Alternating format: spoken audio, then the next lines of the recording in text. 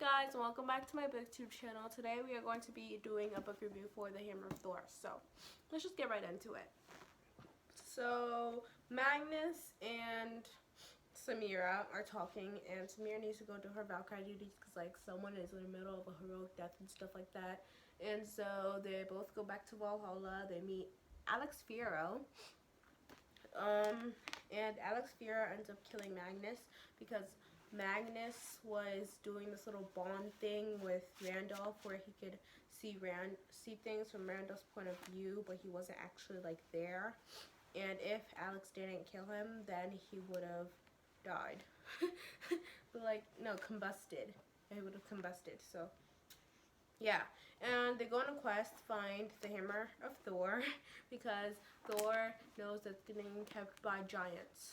So they do that. And they end up in this place with these 12 zombies, and there's this golden sarcophagus, and they open it, and there's like the king of like the zombies, and Loki ends up there for some reason. And there's this chiffon sword. I don't know how to say that. Skofung. I don't know, whatever. Sword, and it's like very powerful, and it can't be sheathed in the place of a woman. So Loki controls Samira, like makes her like stop breathing and stuff like that, and he does that so he can sheath the sword, and he makes her go unconscious. So, and then something happens. Oh wait, he unsheathes the sword and he stabs Blitzen with it, and Blitzen is like dying and stuff. And so a way to make him not die, Magnus comes with this idea. Oh sorry, I'm kind of sick today. He opened up like the rock place because they were underground. So they opened it up, and the sun came, and dwarfs can't be in the sun or else they're gonna be petrified. So he petrifies Blitzen so it can stop like mid-death and stuff. So they go to this elf's place so they can find. Yeah, they go to the elf place so they can find a way to get the other stone so they can heal Blitzen. Yeah, that's what happens. So they can heal Blitzen and end up at Freya's place. I'm not sure where they end up at Freya's place. But no, they do end up at Freya's place. Does that happen in this book? I feel like you remember what happens. Oh, wait, no, they don't. Mr. Alderman has the sword, and Mr. Alderman is Hearthstone's father. And they really didn't want to go back there because his father was like horrible to him, and he didn't like Hearthstone because he was like deaf and stuff like that. So, but he had the rock, so they needed to heal Blitzen, so they went there. Mr. Alderman is like crazy and very rude. So when they went there, they had to fill up this rug. Like there was this rug, and you had to fill it up with coins. Like they have to have a coin, gold coins, and you have to use it to like fill up the rug so you can't see the rug anymore, you can just see the gold coins. And whenever he did that, he would be like free and stuff like that. So they go to this dwarf's place. He's like an evil dwarf, and he has so much jewels and gold and stuff. So they go there so they can take the jewels from him, and they end up doing that. But they take his ring too. But the thing about the ring is that whoever holds the ring is like under this curse, and the ring is gonna like turn you into like the worst part of yourself and stuff like that. So they take the thing and they cover it with all the gold. They cover the rug with all of the gold that they received, well, that they took from the dwarf. And since there was literally like one little strand of pink left from the rug, and Mr. Alderman said, no, you're not free, you can't get the stone. So they put the ring on the stone, and they get out of there. Well, actually they get chased by a whole bunch of elves, but they end up getting out of there. and they challenge this. Wait, they end up getting out of there. Yeah, and Darby. That was the name of the evil dwarf.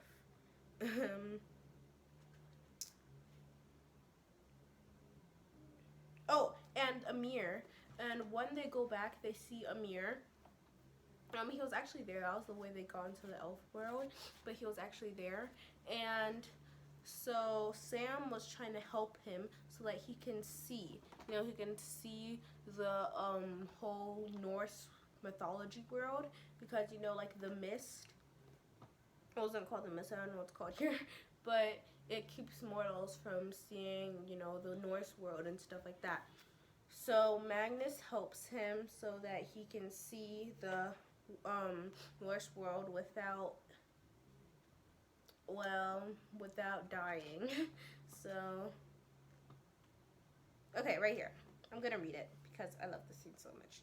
And it says, focus on me, I ordered. Look into my eyes. Can you do that? A bead of sweat trickled down the side of his face. With the effort of someone lifting 300 pounds, he managed to meet my gaze. Okay, now listen, I said. Repeat after me. We're going to look up together. We are going to look up together. We are going to see a rainbow bridge, I said. We are going to, his voice cracked, see a rainbow bridge, and our brains will not explode. Not explode. 1, 2, 3. We looked. Incredible. There it was. So, and then, what's the god named again? They go up to the bridge. A god calls them up to the bridge, and they go up to the bridge, and they help them see the giant's house, and they go up to the giant's house, and they kill 2 of the giants, and they also kill the big giant. And while they're going to do something, I can't really remember the details, but they're going to do something, and they meet this other giant named Tiny. And Tiny says that if they can get their bowling ball, if they can pick up the bowling ball, and go to the big party with, you know, there was a pigeon we met from the Sword of Summer. I can't remember the pigeon. Big Boy, I think that was his name, Big Boy. Right. That dude, the pigeon, and he actually turns out to be a giant, and the giant is actually like evil and stuff, and he actually like rules the whole thing. He's not actually evil, he actually turns out to be trying to help them, but yeah. So Tiny says that to pick up, they could go to like Big Boy's party and stuff, so they spend time like riding on the rock. Their bowling ball was actually like, the bag was like a mountain, and there was a bowling ball inside, so it was like impossible to pick up. So they had to write with Jack a little inscription so that when they speak the magic word, the bowling ball will shrink and he'll be able to carry it. And it works. They go to Big Boy's party. They have to take these tests though for them not to be killed. And they take all the tests. They somewhat pass because the giants end up trying to kill them, but Big Boy ends up giving them some information, and they go to the wedding between Sam and the giant. I forgot his name. Thrime, yeah. They go to that wedding. Alright, I forgot to mention that Sam was actually having a wedding with Thrime, but they switch places. Alex and Sam switch places, so that Alex will be the one going in Sam's place, because Sam can't go because she's engaged to Amir, and she made this like oath that says that like she won't marry anyone else or something like that. So yeah, they go there. They're like dressed in camouflage and stuff, and they end up finding out. They actually end up trying to free Loki. They go to the place of Loki. Like, they had to go to Loki's chambers so that they can, you know, get the father's blessing, I guess. So they go there. Samira ends up being controlled by Loki. Alex ends up not being controlled by Loki because she has a way of, like, he has a way of not being controlled by Loki. Like, he has learned how to resist Loki. And Randolph ends up Randolph ends up saving Loki but at the expense of freeing Loki, he actually ends up dying because it cannot be sheathed in the place of woman, but they end up sheathing it anyway, and like the blue vapor evaporates him, and he like ends up dying and stuff like that.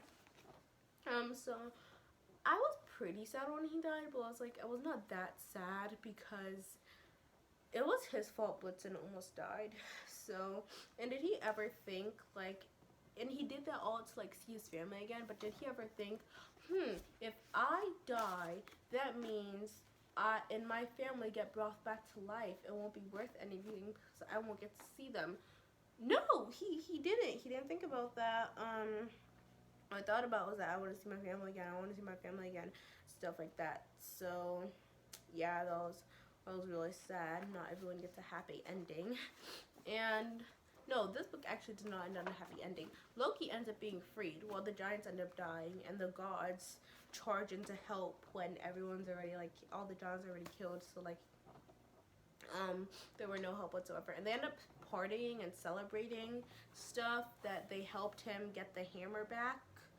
Because that wedding was where the hammer was, and they helped him get the hammer back. But everyone's so salty because Loki's free.